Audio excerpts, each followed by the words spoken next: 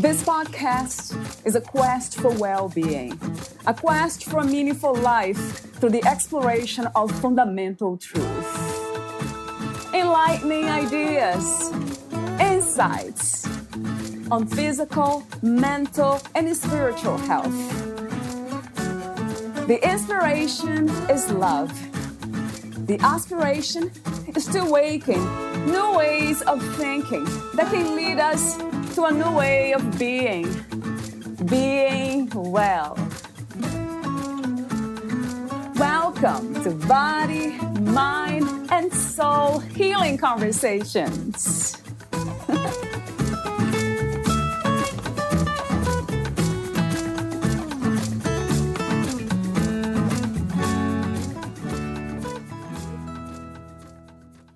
In 2018, I watched a good portion of Hurricane Michael blow through Tallahassee from my front porch. As a lifelong Southerner, I'd seen a few tropical storms and hurricanes, and find myself stuck between being in awe of the power of nature and wanting to give it a wide enough berth to show my respect. As I watched the trees in the storm, I noticed that they were doing more than just standing there. They were swaying, bending, and releasing. Even when we are rooted where we are, we can do the same thing. The storms of life can definitely push us around, but we don't have to just stand there. Like a tree, we all sway from side to side throughout our lives to allow for this event or that unexpected change of plans. I believe that these times actually make us stronger, more cognitively nimble, and more creative. Sway when you can, so that the things you do to take care of yourself can keep happening, even in a storm. Swaying might mean compromising on when exercise happens so that it can, rather than letting it stop altogether. As I watched the trees bend, I thought about how they were pretty stubborn and must really be committed to being where they were, to withstand so much pressure and not fall over. It reminded me of those times when life gets so hectic that if we want to stay healthy in spite of it, we need to make even bigger compromises. Those trees were swaying and they were bending, but they were also releasing some of themselves in order to stay upright. This is a loss for sure, but one that is regained over time. Don't be afraid to let some branches fall off your tree if it means you stay rooted in what supports your physical and emotional health. It's likely that those things will come back in time, and the loss will be a temporary one. I believe that our roots will go deeper, and we will be stronger. If another of life's storms is headed your way, be like a tree. Sway, bend, release, and hang on to your roots. Heather. Valeria interviews Healther Fuselier, aka Healthy Heather.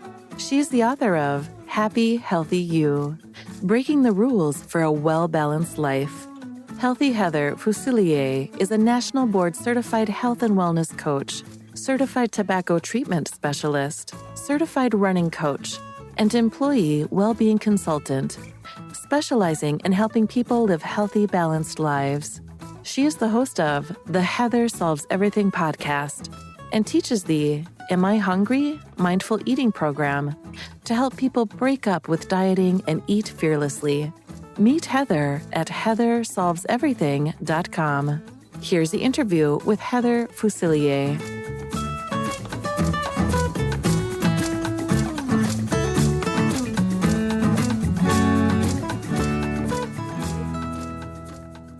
In your own words, who is Healther Fuselier? Oh gosh, in my words, who is Healther Fuselier? A friendly person that you might remember from somewhere. I've been told I have a familiar face. I look like someone people have met before.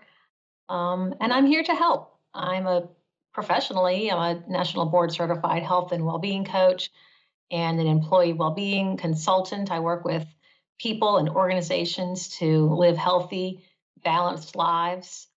And that's kind of what my life is about too. My professional and my personal life are very much interwoven. So I'm a nice lady who's here to help. I love that.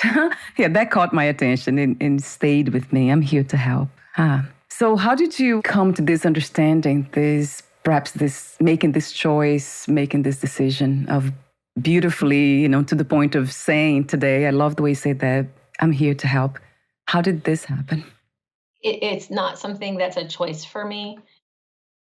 I am driven to work with people and specifically to help people reach a status of life or a lifestyle that they desire for themselves.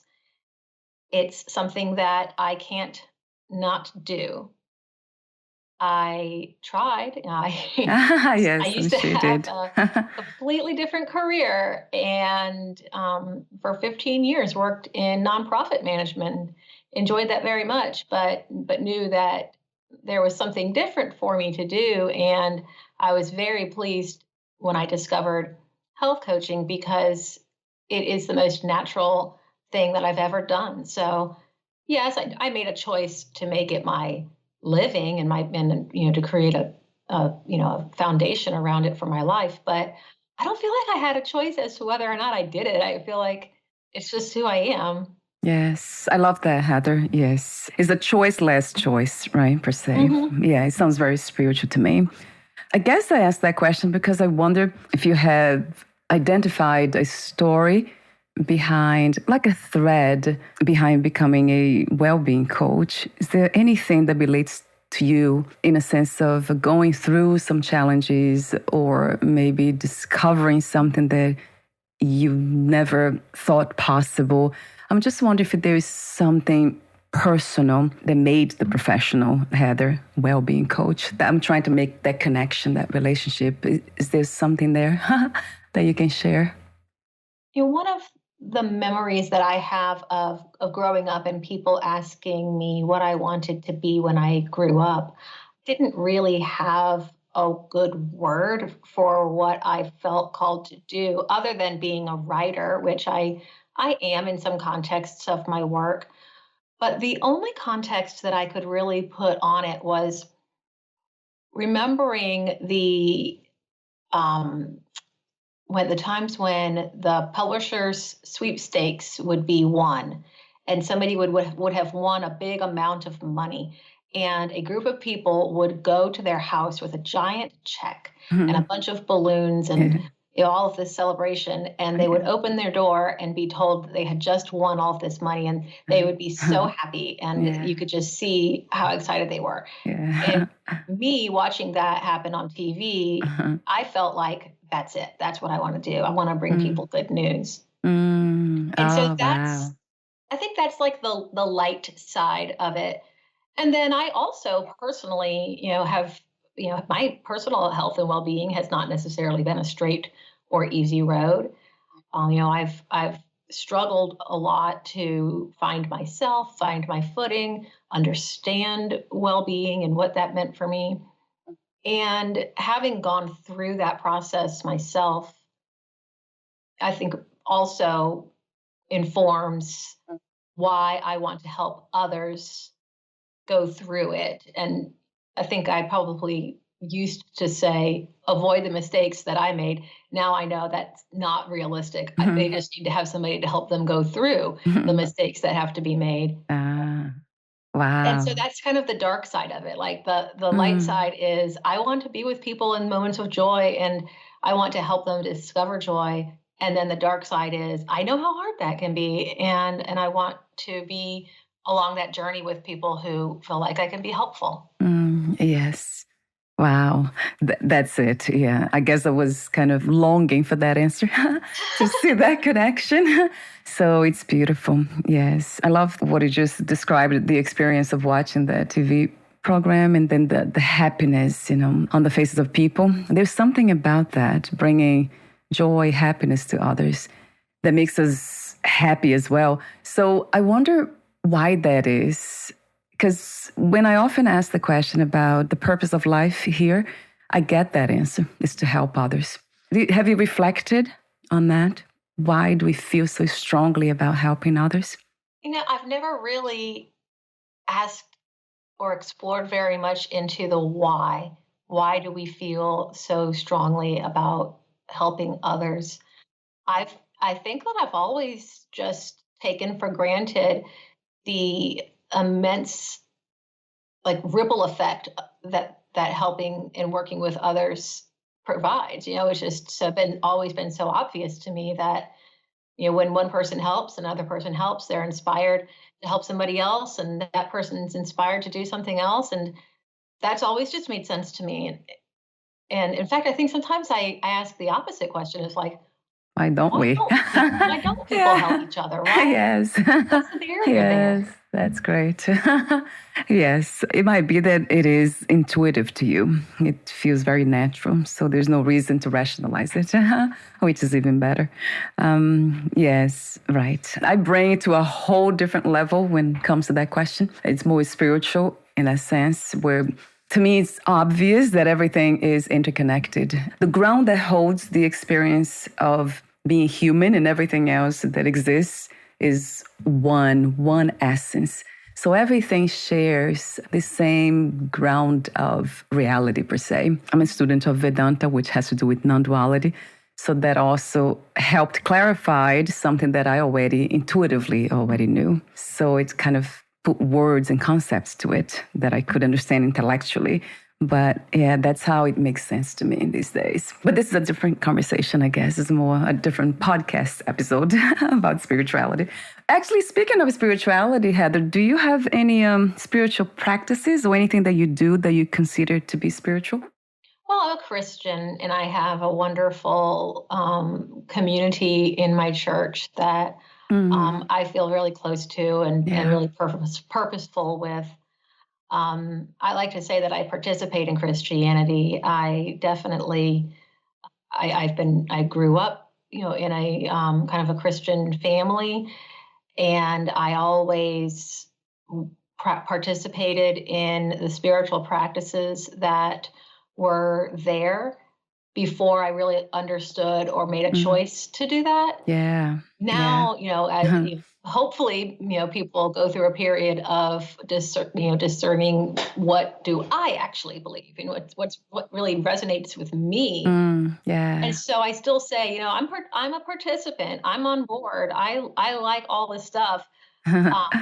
But very much still a student. And that's, I think, one of my favorite spiritual practices is remembering that I know next to nothing. Like I am just a traveler, a visitor, and I'm trying to do the best that I can with the amount of time that I've been given. Yeah. I love how humble you are too, which is part of that wisdom, isn't it? Spiritual wisdom. So let me mention the title of your book. You have written a book titled Happy, Healthy You, Breaking Rules for a Well-Balanced Life. So when I saw the title of your book, open questions came to me. Like, I have to ask her, what happiness is, what is to be healthy, and what is your idea of balance? I asked all the questions just now, but one at a time. How would you describe happiness? What makes you happy, Heather? What makes me happy is being able to be in the moment and to really just kind of just appreciate the blessings that I have in my life. That sentence in itself sounds like a sign that you would buy at Hobby Lobby and on the wall. And like, as soon as it came out of my mouth, I was like, that's so not it. Really, I mean, I think that the essence of the answer, though, is in the subtitle, Breaking the Rules for a Well-Balanced Life. I think that we are told so often what should make us happy, what makes other people happy, what are the criterias of happiness. But it's an inside job. When you're happy, when you're content. And for me, it's a combination of being fiercely independent, of being able to stand on my own while also knowing that I don't have to do everything myself. And I think that kind of one foot in each camp is what makes me happy, feeling independent and strong and able to pursue the life that I want for myself, while also knowing that I have backup. I don't need to do it all alone, and that I can be that backup for somebody else. Wow, that's beautiful. You mentioned what makes you happy, being present. That's one of the things that has been my experience too. Yes, being present. And And I know this concept of presence has been, being in the moment, to be present, has been almost overused these days. Mhm. So a lot of people actually, they feel like it's a very abstract thing when we say that, for most people. How would you kind of explain that to somebody who it's kind of trying to understand what that is, how to embody actually that practice? So a way to think about doing that in an accessible way that I would use to explain to somebody who might not have done it before or have even tried to do it before is to go for your five senses. Just pause for a moment and just really pay attention to what's real now. What can you see? What can you hear? What can you feel? What can you touch? Just what is happening in the moment right now, and actually name those things, not just slowing down and taking some deep breaths, but naming, I'm sitting on the cold concrete of the sidewalk. I feel the sun on my shoulders. I hear a bus driving on a street, and just tuning into what's going on around you at that moment, knowing that that's gonna be fleeting. It's all Yeah. temporary. We're all just, Right. experiencing the moment that we're in over and over and over and over. But I think that's a way to start practicing, is to just name what you see, name what you can hear, name what you can feel, to just snap out of the head stuff that we think is life. We think Right. that, like, our to-do list is our Yeah. life. It's like, no. Yes, right, right. Yes. Yeah, that's it. It sounds almost like a guided meditation or meditation type of thing, the way you Yeah. describe it, right? It's practicing meditation. I wonder, how can we be present? I mentioned this off record actually before we started the conversation. I often do with all my guests, almost all my guests, about being present to what is present. It's almost like attending to what is here. So I'm listening to you, and then I'm listening to my own body and mind with it's responding to what you're saying and how you say, answer the questions and speak. And I know it has nothing to do with concentration. It's not being able to concentrate. It's more than that, or perhaps even less than that. I'm not sure. There's a quality of wanting to connect with what is here. I think that's what it is. And I can imagine how hard it is to be present when we're in pain, let's say physical pain, or when we have lost somebody, because it has not been my experience. I never lost anybody, loved one, and I was never in horrible pain. I guess I was before, but I was not really practicing presence. So I don't have that story to tell. So yeah, I was just thinking out loud here. So do you think that presence also has a quality of acceptance per se, almost like love in a way, being in Yeah, love with the I moment? definitely do. Yeah. Well, especially when you just mentioned the idea of being present during a time of pain, like when you have lost someone. That's a present that you don't want to be in. You want to Right. go to the Yes. past, or Right. you want to go into the future where you don't hurt anymore. And so I can Right. imagine that Mm. doing anything to get out of the present is what you would be yearning for. That in itself is being present, just acknowledging that how you feel and what's happening in the moment, and the conflicted feelings that you might be experiencing, and being able to accept that this is what's happening in my life right now.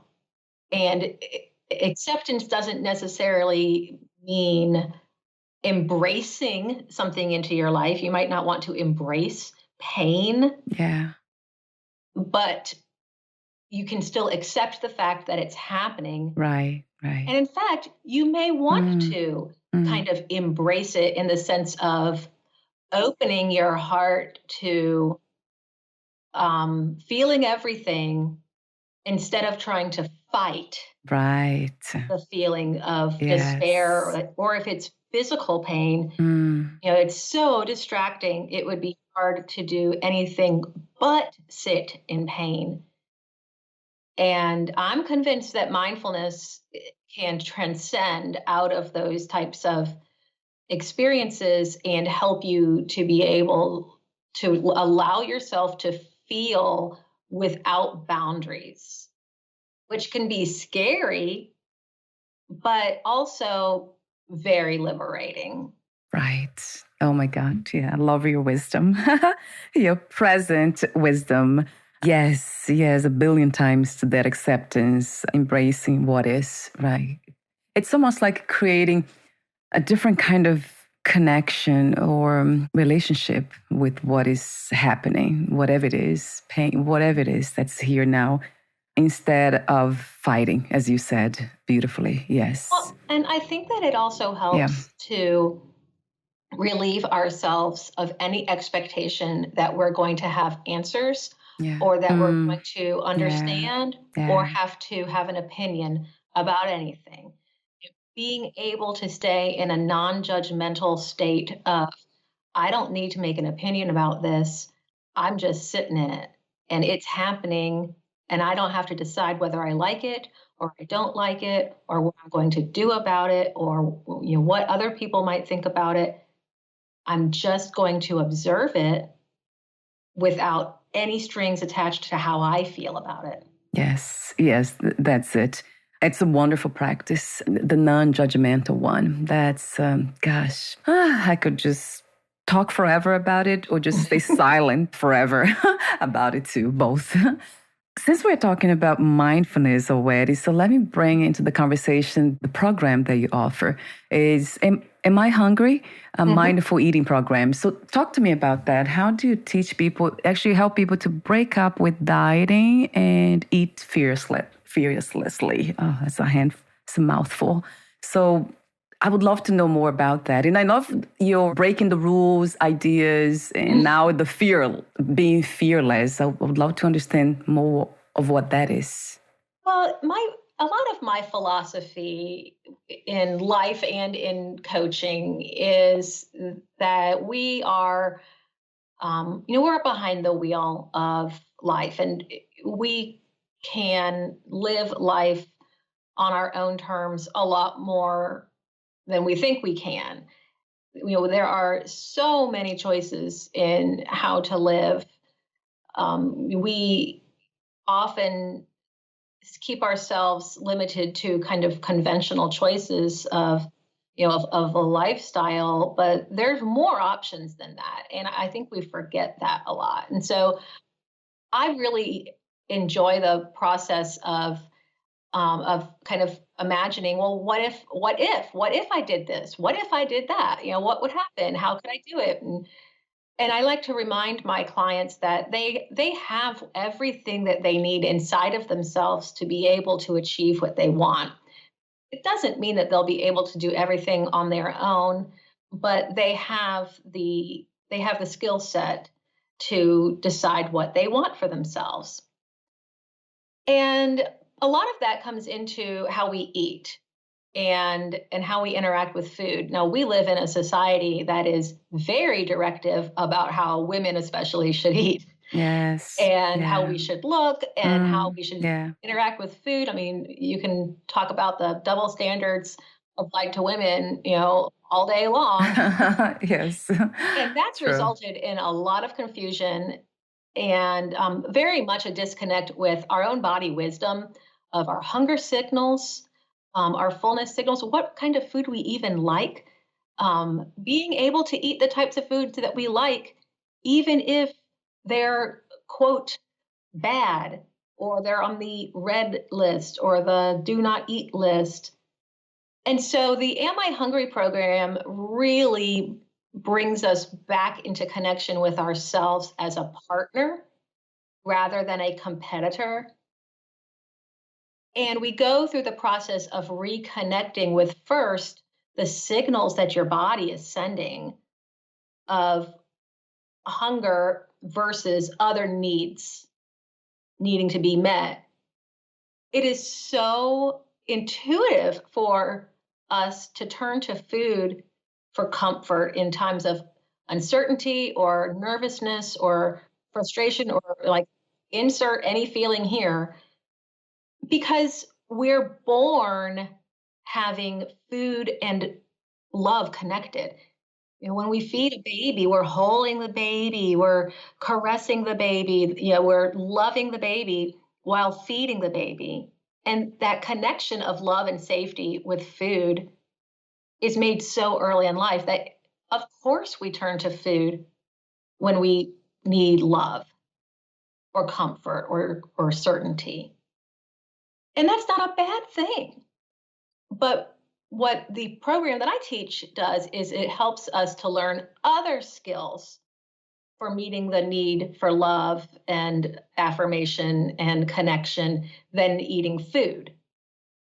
And so we really break up with the diet cycle of restrictive eating leading to overeating. And instead, we learn how to stay in the middle. Yeah. Oh, I would love to know. That's a good question. What is to be in the middle? What would that look like to be in the middle? Gosh, I think it's different for everybody. I was just speaking with a client this morning, actually, who has been working on a weight loss goal for quite some time. And in our session today, he was just tired. He's just tired of working on weight loss. He's like, I'm constantly pushing, working on this goal. And at the minute I stop, I feel like I just start to roll backwards. There's no place to just pause and be still. I'm either pushing or I'm rolling backwards. And I think that the middle is right in between there, where if we can get to a plateau, and that's going to be a little bit different for everybody. And I think it takes some inner work to determine, what would that be like for me? What if I was living in the middle, what were the types of things that I would do? If somebody was observing me, what would they see? And what choices would I make? And then asking, okay, well, what's the barrier between me doing that now? And, just start to kind of identify, first of all, what this even is. You can't get to a place that you can't imagine. And then start doing the gap analysis. Well, what's different about how I'm doing things now compared to how I would be doing things in that place I just created? And then how do I start doing those things more often than what I'm doing now? And just giving yourself some time and some space and some compassion to, learn new things while also unlearning old things. Yeah. We're doing a lot. Yeah. And at the same time that we're doing that, we still have to make lunch for our family and pick everybody up and remember the doctor's appointments. I mean, there's lots going on. And I think we just need to give ourselves a little bit of grace that we've got a lot going on at the same time. And we're trying to get to our own personal center. Yes, right. Finding that center everywhere. I don't know if it's always possible, but there's something about, I know you speak of the concept of balance. I, for some reason, tended to use the word harmony because it has to do with inner peace, I guess. And that going deeper into it, it's basically doing what we talked earlier about, living in a space of presence that is filled with acceptance and embracing what is as it is without judgment and just, it's not that I don't have ambitions or plans or kind of dreams and all that. Of course, they come up, but I'm constantly listening to basically to be guided by my own body's natural wisdom, and then whatever the universe or life itself, consciousness, it's guiding me to do. It's almost like being open to be guided by universal energies. I think that's the best I can explain that. And it still sounds abstract, doesn't it? But it feels peaceable, though. The feeling is real. The feeling is real. Yeah. When you are open to being guided, and if we're able to quiet our own minds so that we can hear something else, it can be, I think sometimes people are surprised by how relaxing it is to give up control. Oh my God, that's such a great topic. That deserves a whole episode on that. Just recently, I have to tell you this, I interviewed somebody who promotes a product called Masterpiece. And this is not an advertisement. It's just, I want to tell the story because it's kind of funny, but not funny at the same time. And then he sent me a bottle of this thing. It's a combination of zeolite. I don't know if you heard about that. Scalar light. It's basically minerals, very ancient minerals, powerful enough to give you this instant feeling of peace, basically cleaning the toxins within the brain, especially the pineal gland, especially in the brain. I'm not sure if you're familiar with that, but it's that gland that is responsible for mystical experiences, being basically peace and love and all that goodness. So he sent me a bottle and I started, it was like 6 drops, I think. Yeah, 6 drops in the morning and 6 drops in the nighttime. And then I gave it to my husband too. So for him to try, he's my guinea pig too. And then both of us are trying this thing. And all of a sudden, I felt great. And then I started having my dreams. They were like a lot more colorful and beautiful. I mean, I slept better. It was just felt really good. And then my husband didn't feel so good. He kept telling me that he felt like he was not himself. Like, I don't feel like I am myself, on this thing. And then he just rebelled against it and he wanted to stop it to the point of that because he was not feeling himself in a sense of fighting life, because that's basically how he has been living his life. He has been fighting everything. So if it doesn't work, then he becomes angry and then he tries everything to kind of resolve, but in a harsh way. I mean, from my opinion, it might be a judgment thing. But anyway, so it's funny how some of us are so identified with certain ways of being that we are not open to peace even, because we're so used to fight. And like you said, we are constantly trying to change, control things.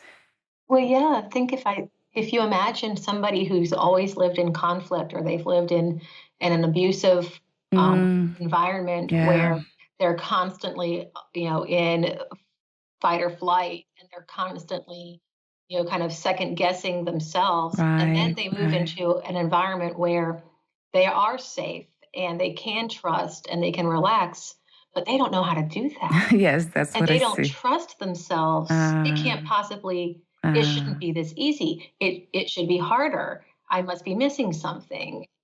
And I can imagine that if you're constantly in the state of I fight, that it would feel very unnerving to have nothing to fight against.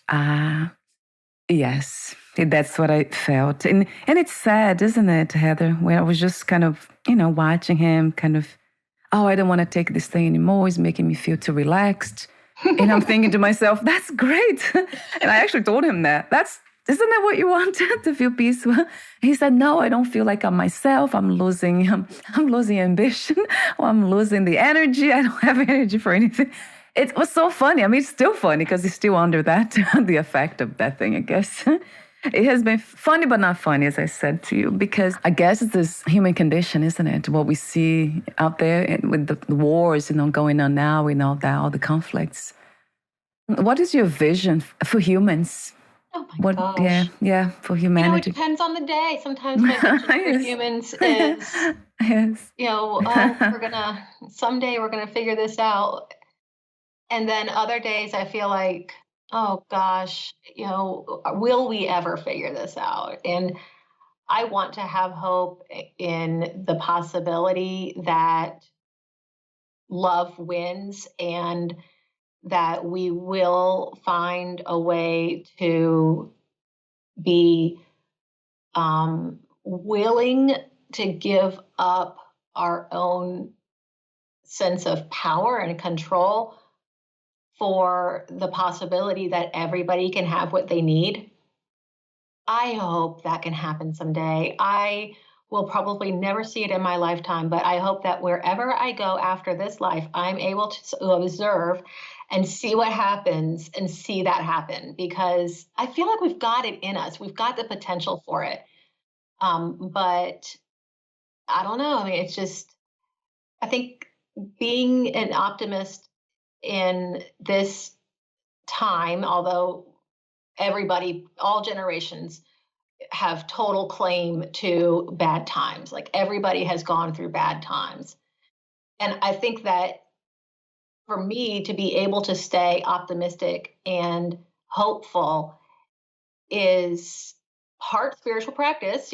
For me, that a big spiritual practice is going out for a run and being quiet by myself, just pounding the pavement, being in nature.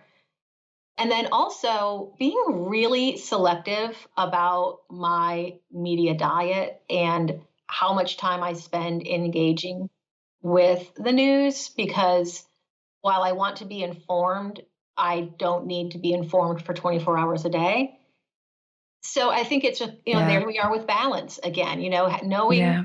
being intentional about knowing what's going on in the world, and then also being intentional about disconnecting from that for a while and going out into something that can rejuvenate you.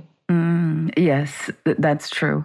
That's another amazing topic. I mean, insightful one about fear, right? You mentioned love. Love wins. Yes. Some people say that the opposite of love is fear. Mm-hmm.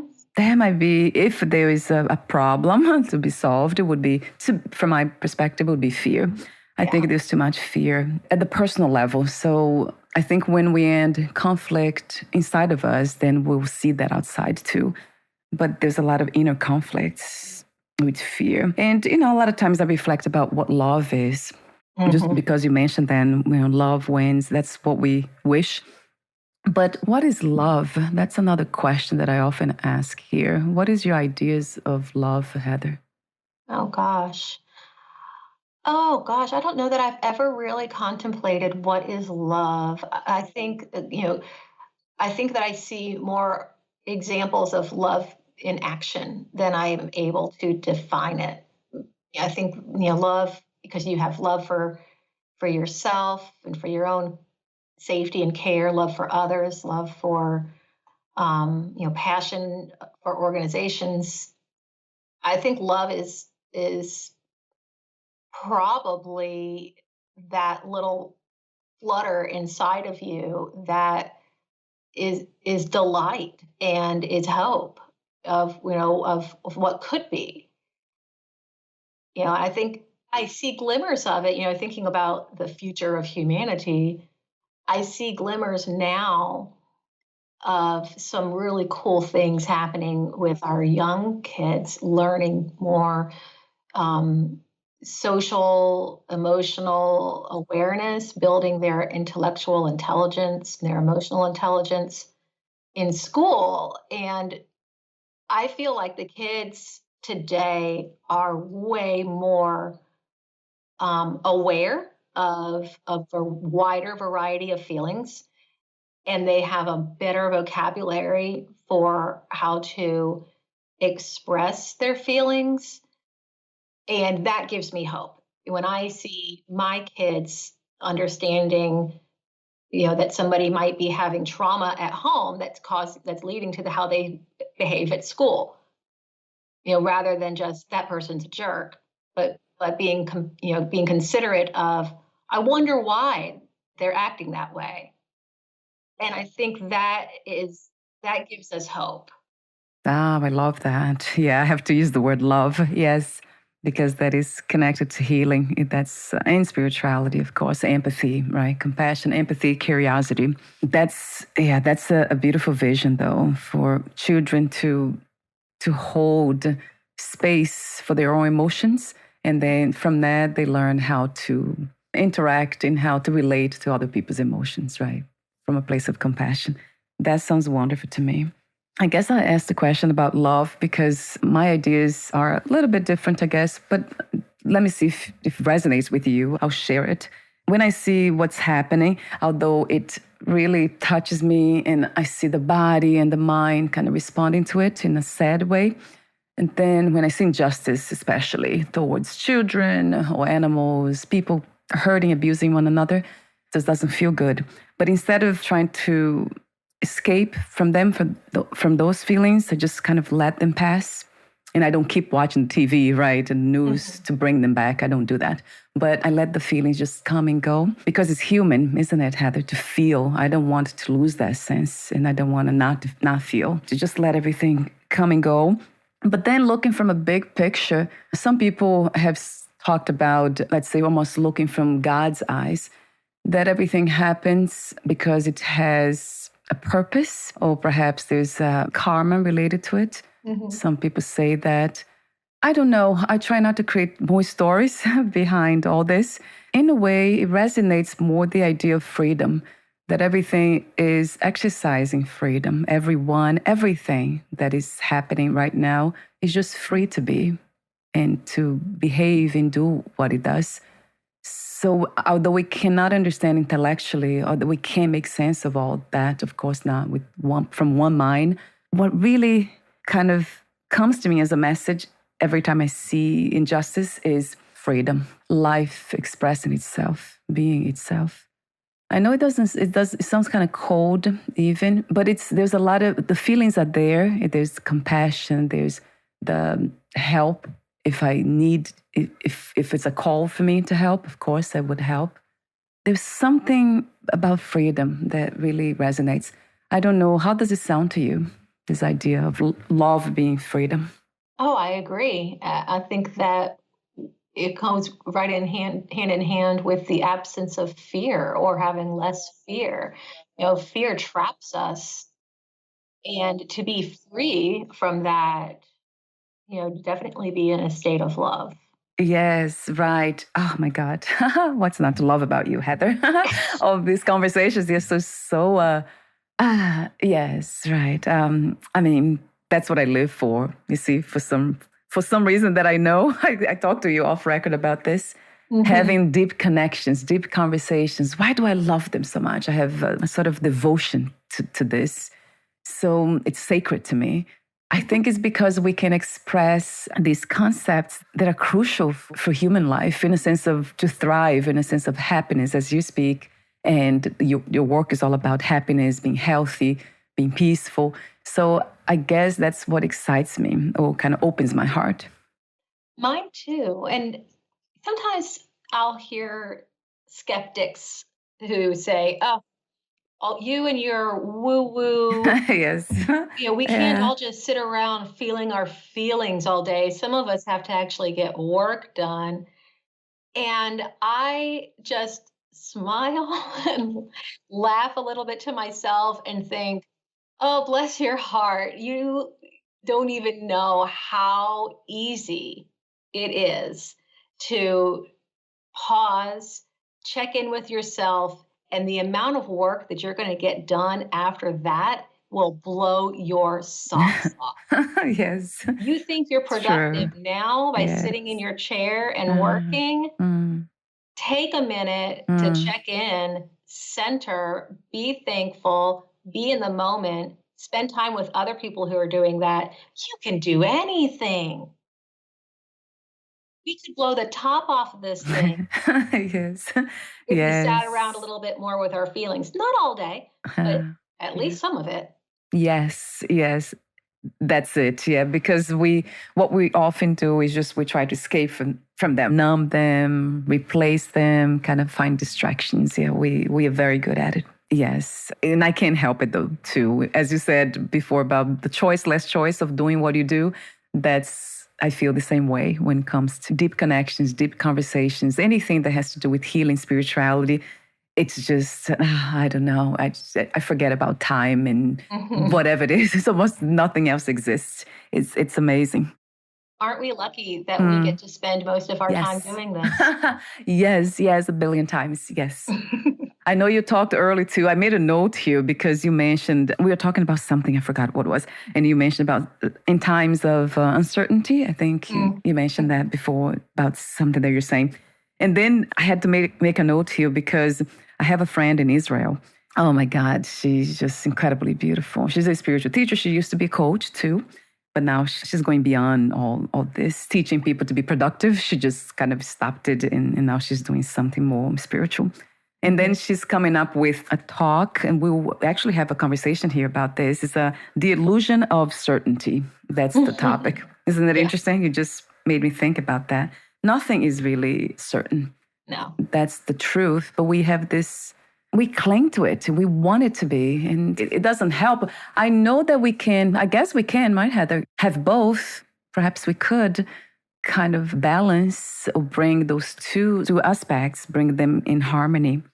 Oh, I think so. We can acknowledge that nothing is certain. We can't predict the future, and we've all had plenty of experiences of seeing, a life end too soon, for nonsensical reasons. That's something that we have to accept. But we can also be certain in that Mm, moment that we have what it mm, takes to deal with that. yes. And that's the only certainty in a way. Mhm. It's almost like self-reliance, self-trust, isn't it? There's the certainty that this is happening. I'm here talking to you and I love this. So, I mean, that's a wonderful certainty to have in every moment if we can practice that. This is happening and I'm here, I'm present to it. There's something about that that creates the sense of certainty. And that's, again, it's highly spiritual to me because it comes from a place of knowledge, though, that we know that this has been always here. This presence, it has always been here and will never leave us. It's always here. Everything that we are perceiving now, this microphone, your voice, and the computer that I'm looking at, I don't know how real all this is, the things that I see, but I know for sure that I am perceiving them. Yeah. And that's kind of brings me a sense of certainty, I guess. But that's a spiritual one, which is it's very much invisible, right, to the sense. It's okay. So changing the subject again, let me go back to your book. So Happy, Healthy You: Breaking the Rules for a Well-Balanced Life. It's a journal. So talk to me more about the content of the book, whatever you can share, Heather, if possible. I know besides, I would love to know a bit more because I didn't read the book or the journal. Well, it is a 52-week guide through the year, which begins on whichever day you want it to. It's a compilation of essays, actually, that I wrote for my local newspaper years ago. And I chose 52 of my favorite and put them into a collection and elaborated on them with some additional thoughts that I've had since the times when I wrote them, and put in some reflection questions and journaling prompts. And, the book is about living on your own terms. So you can read it all in one day. You could take all year. You can pick it up in the middle and start there, whatever you want to do. Whichever page you open it to will be the page that's meant for you that day. But it's just really, it's just a collection of essays on self-discovery. Some of it is really kind of um, details, bits and pieces of how to in some healthy lifestyle stuff, and then some of it's just kind of cerebral for you to think about. Yes. I like that. Food for thought, right? Yeah. Reflection. I love that. Do you also mention some spirituality? Anything that has to do with that? Or you left that? I wouldn't say that it has a spirituality element to it, yeah, but I think that it's a book that aligns really well with spiritual practices, Yes. because a Yeah. lot of it is about getting to know yourself and Yeah. Right. and having some compassion for yourself, and kind of lowering the, I don't want to say lowering our standards, because I don't, that's not what I want people to do. But I think lowering the um, level of franticness that we have to achieve, achieve, achieve, Yeah. and instead enjoying being who we are. Yes. That's beautiful. And yes, anything that has to do with self-discovery, it is fundamentally spiritual. Yeah, Yes, I that's how agree. I see it too. We are almost at the end. Gosh, and I had some other topics here that we didn't mention, but I know you host a podcast as well called Heather Solves Everything. Yeah. So do you have guests as well, Heather? Mhm. Yeah, I do. Yeah, my podcast is called Heather Solves Everything, and that's also my social media handle. You'll find me everywhere under that name. The podcast is a place where I take credit for solving people's problems by introducing them to people who actually can. So I do have guests, and each season we tackle a different problem, in quotes. Right now, we are solving mindful eating. So all of my guests this season are around what does it mean to be eating mindfully, recovering from eating disorders, kind of reconnecting with self-trust and, kind of everything in that category. Right. Yeah, I like that. So it's a seasonal kind of the topics they flow, right, according to the seasons. Mhm. That's, yeah, I never heard it that way, the format, but that sounds very good to me as well. I want to mention your services. Let's see, individual coaching, group coaching, and workplace wellness.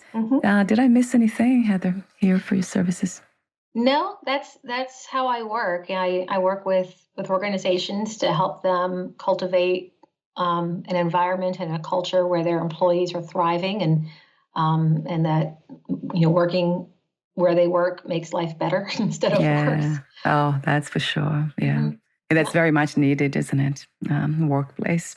And, one of the things that I usually think about often, it's being able to live this a wholesome life in a sense of wholeness, bringing ourselves everywhere, just being really that essence everywhere in our house, with friends, neighbors, work, just being able to do that, just being as the term, the idea or the word that has been used a lot these days is authenticity. Mm-hmm. But I don't know, it just feels very natural to me to just be you, right? Wherever you go, bring yourself with you. Everyone else is already taken. Yes, that's for sure. So I have the ending questions for you. But before that, would you like to add anything that you left unsaid or read a passage in your book? I'm just glad to be here. I'm glad to have the opportunity to have this conversation with you. It's been a wonderful slowing down time of my day, so I'm Yes. very thankful for that. And I feel like every time I get to have a conversation with somebody about these topics, it just reinforces the force of that in my life, in my ability to kind of share it with others. So thank you for having me today. Oh my God. Thank you, Heather. Thank you. So my ending questions, I'll ask two of them. Let me see. I'll ask you this one. What do you love most about being the human body or being in the human body? Oh gosh, my body and I are a great team, and I think Yes. that one thing that I love the most about being in a human body is the durability of it. I enjoy running and ultra running, and my body has really shown up for me a lot. And I think that's probably my favorite part is knowing that we can do challenging things, and that's it really exciting. I'm about to start training for my first 50-mile race, and my body and I are going to be spending a lot of time together. I like the way you say that. Yes. You have a reliable body. Yes. A friend is your best friend. Yes. So my last question will be this one. I usually ask everyone this question lately. Sometimes it changes naturally. So what three experiences you wish everyone to have before they lose the body, before they die? Oh gosh, I hope that. Oh gosh, three things I hope everybody experiences. I hope that everyone has the opportunity to see themselves through the eyes of someone who loves them unconditionally, and to see them as, hopefully that person would have been a parent or another family member who sees them as just the child of God that they are, and the beautiful spirit that they are, that they can actually get a glimpse of that. I hope that everybody has the opportunity to do something physically challenging that they didn't ever think they would be able to do. Climb to the top of a mountain, or put your feet on every continent, or something like that. I hope everybody has the opportunity to do something they never thought that they could do. And I hope that everybody gets to give and receive a really good hug, like a Yes. really good hug. Yes. That's what I hope for. Yeah, you're a lot of fun, Heather. Meaningful fun, sacred fun. Yeah, that's beautiful. Thank you so much again for being you, for being open to life, for being here, for being present, for doing what you do. Thank you for everything. Thank you. Thank you. And before we say goodbye, Where is the best place to find more information about you and your book? Heather Solves Everything. Just Yes, like that. open up Google and type in Heather Solves Everything, and there I will be. Yes, and I'll have the link on the podcast notes as well. I'll have the link for Amazon and then your website. Thank you so much again for your presence, and we'll talk soon. Bye for now, Heather.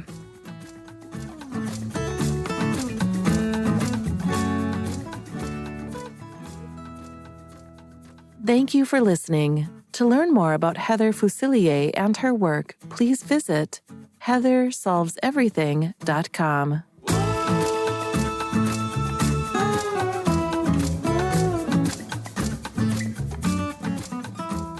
To learn more about this podcast, please visit fitforjoy.org/podcast. Thank you again for listening, and bye for now.